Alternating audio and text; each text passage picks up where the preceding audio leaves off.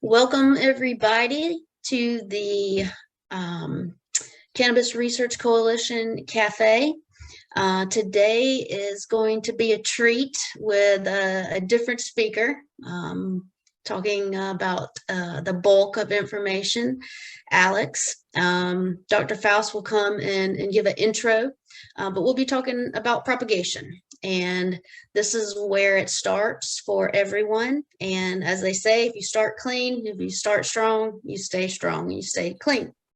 So we hope to dig into that a little bit and bring you some new ideas and thoughts to implement into your facility.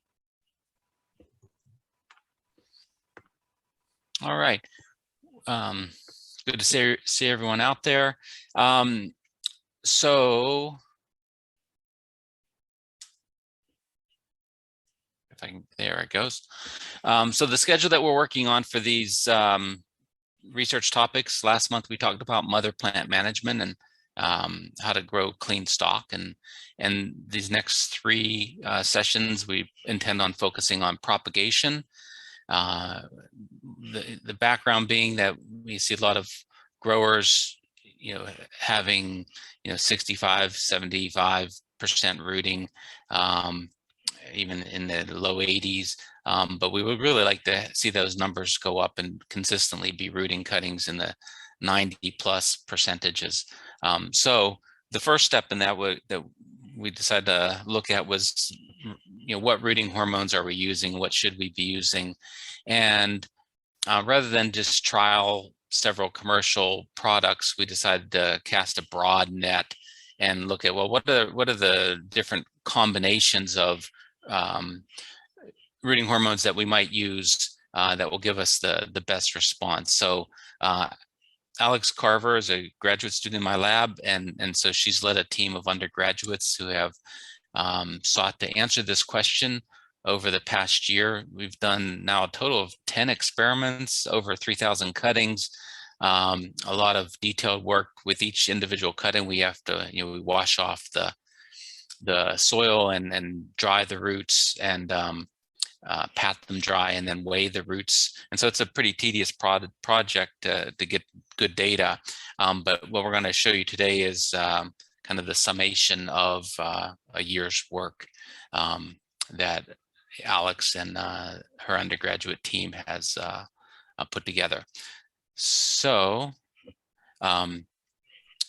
so our topic is rooting hormones in cannabis propagation, and this is Alex and all the undergraduates here at Clemson University, and I'll let her take it away at this point.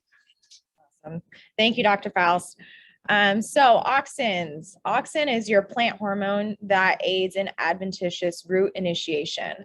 And so the plant makes auxin in the form of IAA. That's your biologically made by the plant. Your synthetic forms of auxin are IBA and NAA, IBA being commonly used in your greenhouse ornamentals. NAA, you're going to see more used in woody species.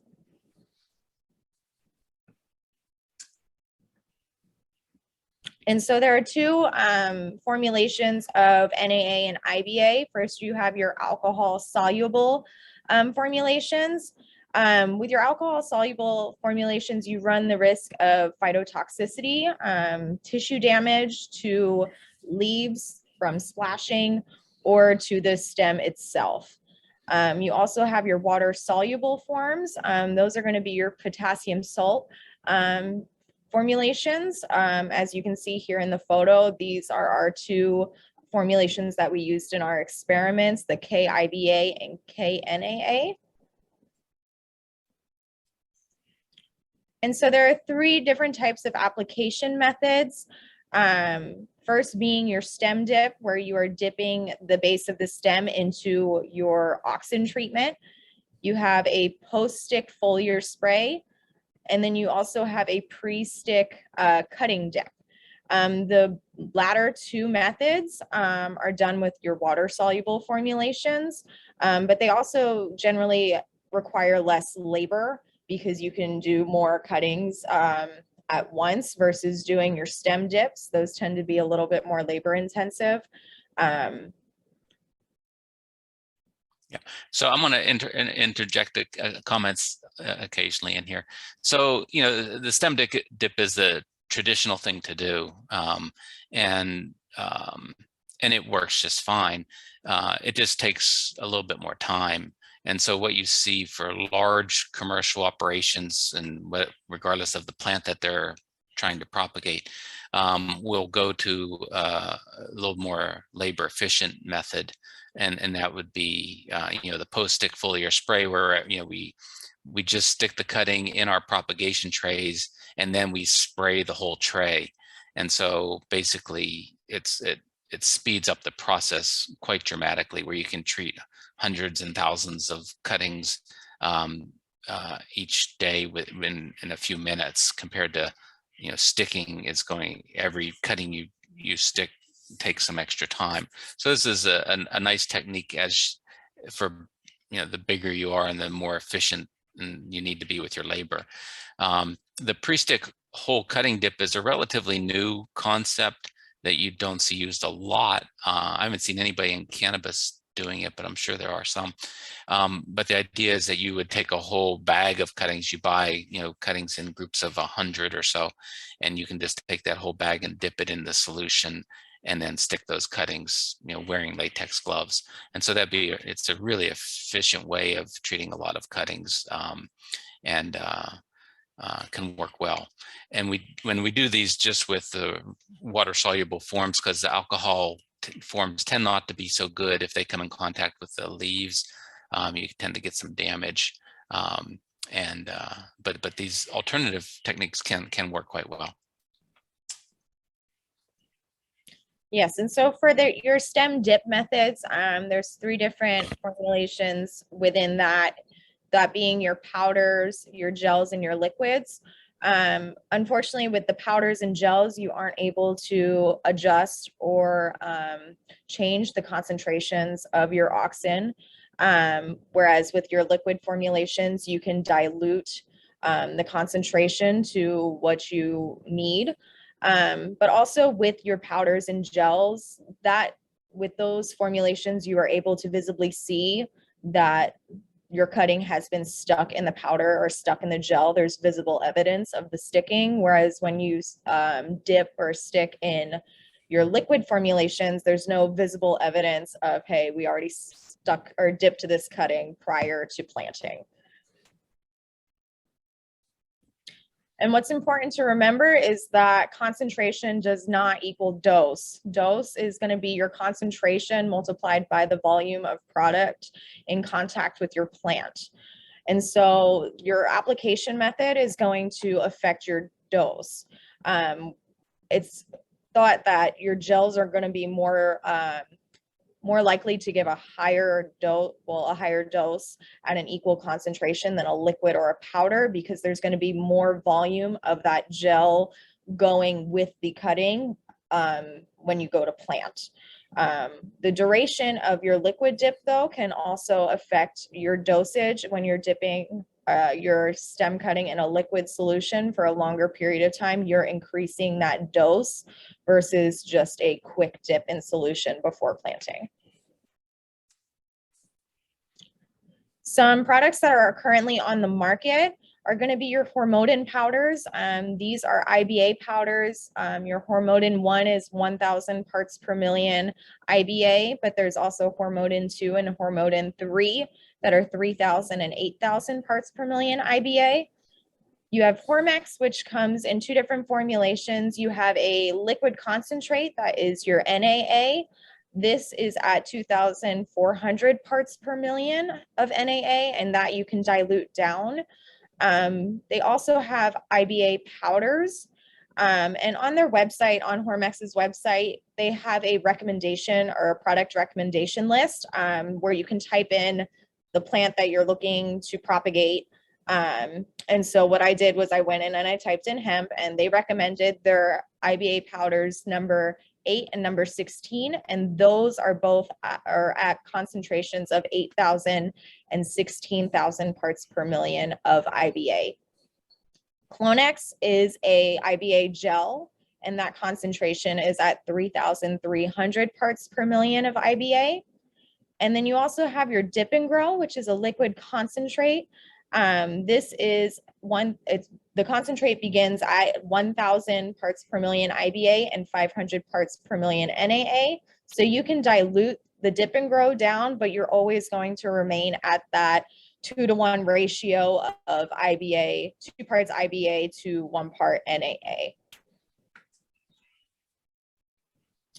And so here at Clemson in the greenhouses, we went ahead and we did a factorial of 4 different concentrations of IBA and 4 different concentrations of NAA. So that gave us 16 different combinations or 16 different treatments. We evaluated over 3,000 cuttings, and this covered 7 different varieties of hemp from the hemp mine.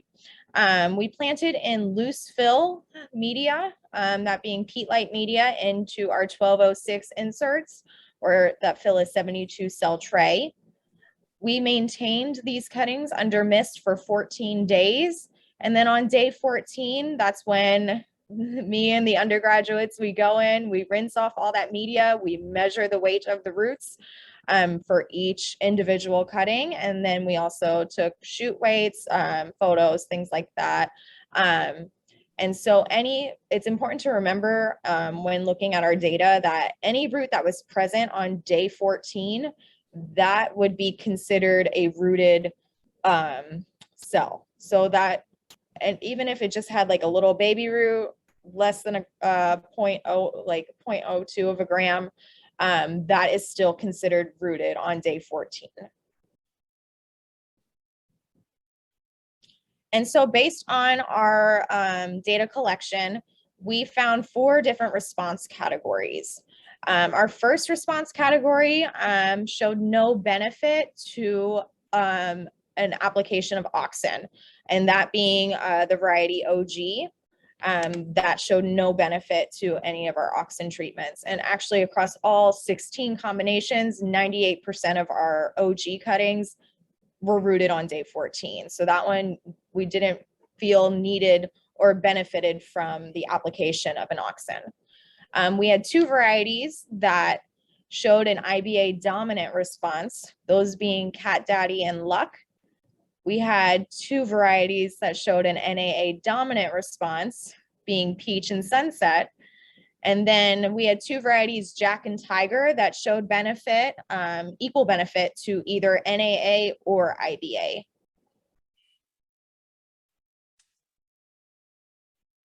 And so here's a table of the summary of our best treatments. OG, we said, did not require the application of an auxin, so no rooting hormone is required to have OG root successfully in propagation. Our best treatment for Cat Daddy was 4,000 parts per million of IBA. Our best treatment for Luck was 6,000 parts per million of IBA, and so that was our highest IBA treatment that we tested. For Peach and Sunset, they both performed best at 6,000 parts per million NAA. And then for Jack and Tiger, those were our 2 that responded well to either NAA or IBA. For Jack, we recommend applying 2,000 to 6,000 parts per million NAA or 2,000 to 6,000 parts per million of IBA. For Tiger, we recommend 2,000 to 4,000 parts per million of NAA or 4,000 parts per million of IBA. So when we started this, this seemed like a really simple experiment. Let's just, we'll start with 7, 8 varieties, do a whole bunch of different treatments, and we're going to identify, a magic combination that everything really, does well. They do better at some concentrations than others, but there's going to be kind of a sweet spot in the middle for everything. And of course, our data is suggesting that we were a bit naive to think that. Because with these, as you can see, 7 varieties, you really get pretty different results depending on what hormone you choose. With the exception of OG, which you can apply hormone to it, it didn't help or hurt. It roots well without anything, and it roots well with hormone. The other varieties, any hormone that you use was better than using nothing. Any of the 15 combinations besides the the control being 0 of IBA and 0 NAA, the other 15 combinations always were better than the control, the non-treated. And so in a way, it doesn't matter. Any hormone is going to benefit these varieties. If you're trying to figure out what is the best, and that being, where you're really trying to get up to a really high percentage rooting, then that's where these numbers fall in. So, I'd say in general, without any hormone, we're getting, depending on the variety, anywhere, say 60 to 80% rooting. With hormone, we're bumping that up pretty consistently into the 80s, 90% rooting. And then when you're at the best rates, you're getting close to 100. So we can show you those data in a moment if you want to see them. I didn't want to bore you with a whole lot of figures. So this is the summary slide, and you can see, really, and of course these are important hemp varieties, but many of you are growing THC varieties, and I would expect you're going to see the same thing. There's not going to be an ideal treatment. What this means is, I'll let Alex take this next slide, but basically we're going to say, if you are not getting the rooting that you're really desiring, if you're at 75% or 80% and you really wanted to get that number higher, then it's going to take some experimentation in-house to identify what works for the varieties that you're using. And I recognize that some of you guys have 100 varieties that you're growing or more, and so this is challenging. But the idea is, if the varieties that you're satisfied with, well, just keep doing it. But if there are important varieties that aren't rooting well for you, there are alternatives that are likely to improve your success. And so that's what really this is showing you, that what you're doing is not likely optimal for a lot of the varieties you're growing. And if you really want to be optimal, you're going to have to do some in-house testing on the varieties that you have. Yeah, so unfortunately what we found was there was no single rooting hormone combination that worked across all varieties or all strains. So that's unfortunate, but if you are looking to improve your rooting success, we recommend that you should take a look at the current hormone that you are using. If you're currently using IBA and not having the success that you want, go ahead and change it up and try NAA. Maybe you have a more NAA dominant variety. A second option could be to change your current hormone's concentration if possible. So like we showed before, you can't really change the concentration of a gel or a powder, but if you're using a liquid solution, you can dilute down by 2,000 parts per million or go up. So you would have to create your own solution and increase the concentration by 2,000 parts per million and go and try to see which rates work best for you. If you work better at the higher concentration, well, maybe you do another experiment and increase by another 2,000 parts per million for your concentration. And then your third option is to go ahead and try a different application technique. So if you're just using the quick stem dips right now, you can try an entire cutting dip or the post stick sprays. And this is a wonderful photo of my current undergraduate students from this semester. Like Dr. Faust said, these rooting evaluations are pretty tedious, but these guys have made it a lot more enjoyable. We've spent lots of hours in the hot greenhouse. It was nice in the wintertime, but now it's getting pretty hot. Rinsing off the media from the roots, going ahead and weighing all those roots. And like Dr. Faust said, we have evaluated over 3,000 cuttings, which is very impressive, and we still have lots to do. So with that, we would like to open up for questions, and we can go into more detail on the data that we've seen if you want to see that. But first, are there any questions out there?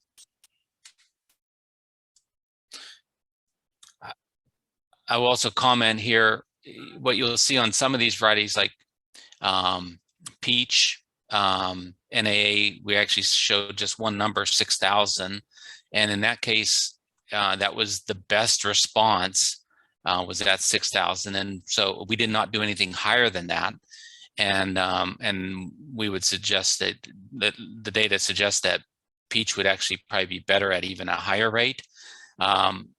In contrast, you take a variety like Jack or Tiger, we're showing a fairly broad recommended rate, and that means that we really didn't see any difference from all the way from 2,000 to 6,000. All those plants performed better than the control, and there was no advantage over one rate over the other.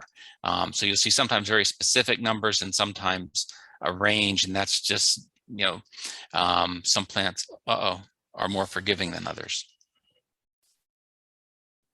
What were the environmental conditions that you held for these? Yeah, my computer is shutting down at the moment, so I'll pass that on to Alex while I deal with my issue. The environmental conditions. So we had the cuttings maintained under intermittent mist. So we have a VPD system. So basically they're getting misted for 5 seconds about every 8 minutes, depending on what that vapor pressure deficit is. Let's see what else. And then for our DLI targets were between 7 to 12. Does that answer your question? Yeah. Okay. And then another question, so all of these were stem dippings, correct? Was there applications of the foliar, or is that different data that would be talked about? Yes, so all of our cuttings were dipped in the liquid solution for 5 seconds prior to planting. Once they were planted, there was no foliar application of auxins. Okay. And so it's just dipping into a water solution at the 2,000 to 6,000 ppm for 5 seconds? Yes, that is correct. I think we went through a visual of our cuttings. Our cuttings are only about 5 centimeters tall, about 2 inches from the apex to the base. And so that bottom 2 centimeters is what we're dipping in liquid solution. Okay. Would you expect with a foliar application that rate would change? Because you mentioned dose being concentration volume, so you're hitting more surface area. Yes, and so with a foliar spray, you would have more product in contact with the plant tissue, and so that would give you a higher dosage. So particularly your concentration of your foliar spray might be less than what the concentrations of our dip was. Okay, and is that something that you have explored or have any recommendations on? We have not explored it quite yet. That might be something we do in the near future. Dr. Faust would have more information on the rates that are being used for other greenhouse ornamentals. That's typical in larger commercial facilities because they're able to put the auxin into those boom mist and kind of hit thousands of cuttings very quickly. And so he has a lot more information on those kinds of systems that are used in greenhouse ornamentals. Okay. Matt, this was, I don't know, 2017. I did some experiments with the foliar application, and like I said, it was a long time ago, so I don't remember the exact part per million, but I do remember when I sprayed them foliarly with the same recommended dose as you would with poinsettias. They had really bad epinasty. So, I mean, they were cutting cartwheels. They were twisting so bad. So I would just, beware of that. If you see the recommended rate for poinsettia, hopefully Dr. Faust will jump on and I'm sure he knows what that is off the top of his head. But I did notice there was some pretty intense epinasty. Yeah, and I wouldn't have put that term to it, but yeah, definitely the twisting. I've seen that with some relatively low rates compared to what you described there. So that's what, talking like hundreds of part per million, we saw that twisting of the foliage, and they didn't like it. So we kind of backed off on that, and maybe we should just back off on the concentration. Gotcha.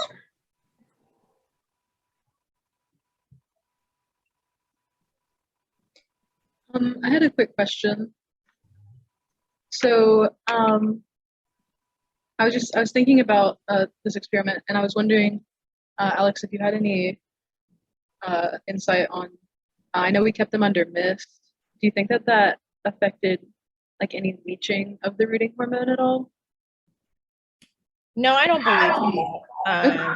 We're not seeing a lot of leaching underneath the bench. If we were having visible water underneath the bench, then I'd be more worried about the leaching going on. But I think our mismanagement is pretty on point to where we're not seeing as much leaching. Okay.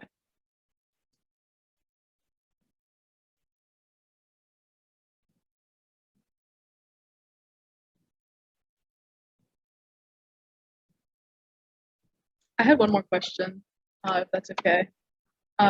So if we repeated this experiment, like Dr. Faust was saying, for the like Jack and Tiger, would we want to like increase the IBA or NAA concentrations to kind of find that point of toxicity for the ones that were doing fine at 6,000 parts per million? Yes, so definitely with peach, and I believe also with luck being a IBA dominant response, we saw that 6,000, it's a pretty linear response. Again, Faust has these graphs for visual, but for luck, we saw a linear response to the IBA peaking at 6,000, which was our highest concentration of IBA. So yes, we would want to go a little bit higher and see where do we start to see that root mass kind of drop off, where we've hit that upper threshold limit. And then we saw the same sort of linear response, but with NAA and the variety peach, where we see that linear response where our best treatment was 6,000, but we want to kind of see, can we get even better if we go up to 8,000? So that would be the next step, is those varieties that we kind of saw those linear relationships with the NAA or the IBA. Then we would go ahead and up the concentration by 2,000 and see where are we going to start hitting that upper threshold.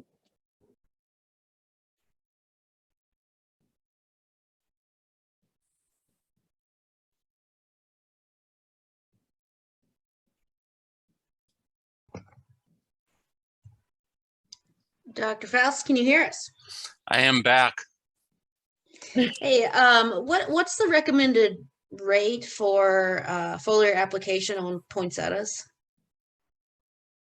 You know, poinsettia is really sensitive, so it's lower than everything else. So with poinsettias, we would do a KIBA spray of 50 parts per million after sticking, and that doesn't have to be done immediately after sticking, because sometimes the cutting's a little wilty when you first stick, and so you actually want them to, you know, be a little bit recovered from the stress of having been stuck. So you can actually spray it the next day, you know, in the morning when it's cool and the leaves are turgid again. But so we'd be at certainly under 100 parts per million, 50, maybe up to 75 with poinsettia.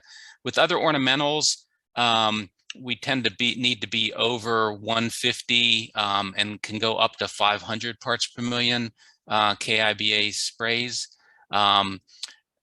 So things like geraniums and petunias, you see some real benefit going up to 500. You can see a little bit of phytotoxicity when you're getting up that high. And for phyto, that means with poinsettias, the leaves start to get a little twisty, the petioles start to twist. The leaves can look a little yellow, a little deformed. The plants typically grow out of it. So it's not like you're killing things, killing the plants, but it does make them look bad for a little bit. So sometimes people go a little bit lower, like 300 or 400 with KIBA sprays. And with that, we almost are always adding an adjuvant or a wetting agent, something like Capsil, in order to get good coverage, because you know, with a lot of leaves are fairly hydrophobic, and so you know, you want good coverage. So you have a wetting agent. Also, those sprays tend to be fairly wet sprays in that you're spraying so that the solution is potentially dripping down the stem even.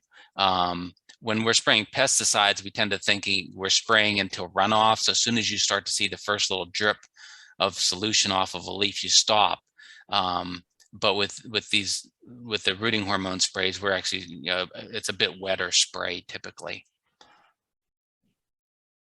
higher volume.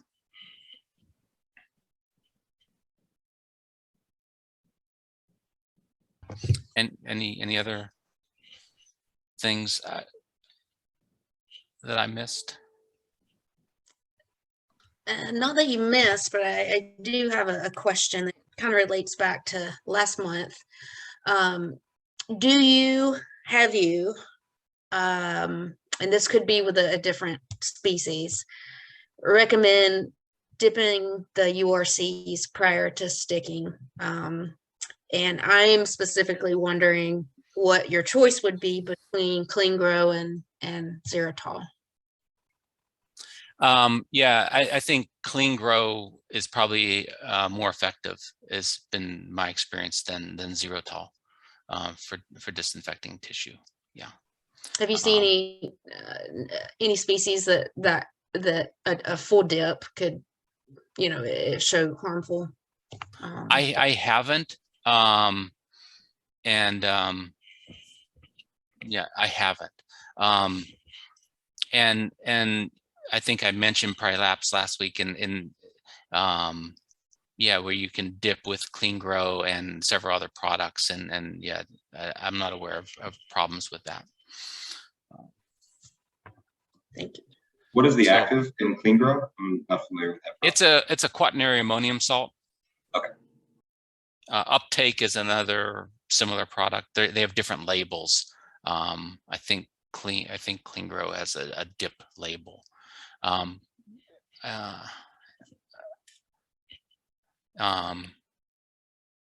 can show you a little bit of data from the rooting hormone stuff if you want to see that.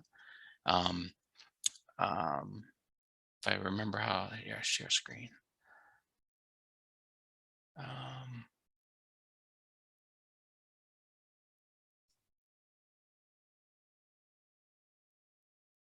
So do you see the presentation? So just an example, this is luck. And this would be how we would define an IBA dominant species, because you see this is root weight. And as we increase IBA, you get a nice linear increase in rooting. And of course, we can't extrapolate the data to higher concentrations, but if we were, if I was in Vegas, I would bet we go a little bit higher, it might even be a little bit better. But maybe, that's not always the case. If you look at rooting percentage over here, you actually see there's actually no significant difference here. This variety, we basically got 100% rooting at all, even at the control, gave us 100% rooting, but we got better rooting, more roots, almost what's more than twice, about twice, or yeah, the amount of root with the higher rates. And still essentially 100% rooting.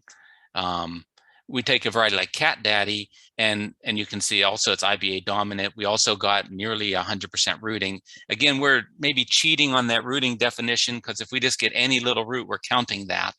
And yet there may not be well rooted. But this is again at day 14, so one that has a little bit of root on day 14 is not going to be ready to transplant on day 21, but it will be ready on day 28. I think all the plants we consider to be rooted would be rooted in 28 days. But what you can see with Cat Daddy is, we had a nice linear response up to about 4,000, and then going higher actually caused the decrease. So you can get too much IBA on Cat Daddy. But again, it's IBA dominant. I'm not showing you the NAA response because it wasn't very important. This is mostly IBA type of response. In contrast, you take a variety like Sunset, very similar response, but if you notice, the x-axis is NAA this time, because we didn't see that much of any benefit with IBA. So it was important to get NAA on them. And again, you see the control here increasing up to 4,000, and then a little bit of decrease if we get a little too high with sunset. So that's what we're saying, 4,000 is good. Rooting percentage, you can see we're at 88% on the control, but anything with hormone, whether it's 2,000, 4,000, or 6,000, we're basically at 100% rooting with those. Peach was the most difficult variety, so you put this in the category of your hard to root plants for sure. And you can see we have very poor rooting on the control, and it just gets better with NAA. And the rooting percentage, again, we're looking at 37% or something rooting on the control, and we're getting up to 80% with 6,000. And again, I would like to do another experiment a little higher, because that just looks like that's getting better and better with each increment of NAA. So you can see how every variety is a little different. These are our examples of ones that can go either way. And so what I'm showing you on the left is NAA response, and here's IBA. For the most part, there's not a huge difference from the control, but all of those are better. And here, NAA, IBA at 4,000 is better. So, you know, the rooting hormone helps a little bit. If you look at percentage, again, we're going from 85% up to 95%. But IBA also gives you some bang for your buck. So either one of those. Same with Tiger. You don't see a lot of benefit, but some with NAA and some with IBA, and most of these rooted pretty well. So you can kind of go either way, and actually the control is pretty good. You might not really need any rooting hormone according to this data. So anyway, that's where we're at. A lot of different responses and no magic solution. What was the number of clones used to calculate your percentage and kind of your sample size there? Sorry if I missed that. Sure, let Alex take that one. How many cuttings are going into those percentage numbers? So each time that we ran the experiment, we ran it with about 12 cuttings per treatment per variety. So if you do 12 times, math is hard, 12 times 16 twice, that's the number that we're looking at. So there's a good number of cuttings in there. And these, I will also note that we're taking a fairly small cutting. These are 2-inch cuttings. One could argue that you take a woodier cutting, you might benefit from higher rates of auxin than a softer cutting like we're taking, because it's woodier. It's it's a little maybe a little harder to root. So again, this is a 2-inch cutting, and a big, large cutting may need to be tweaked a little bit different. Okay. Anything else?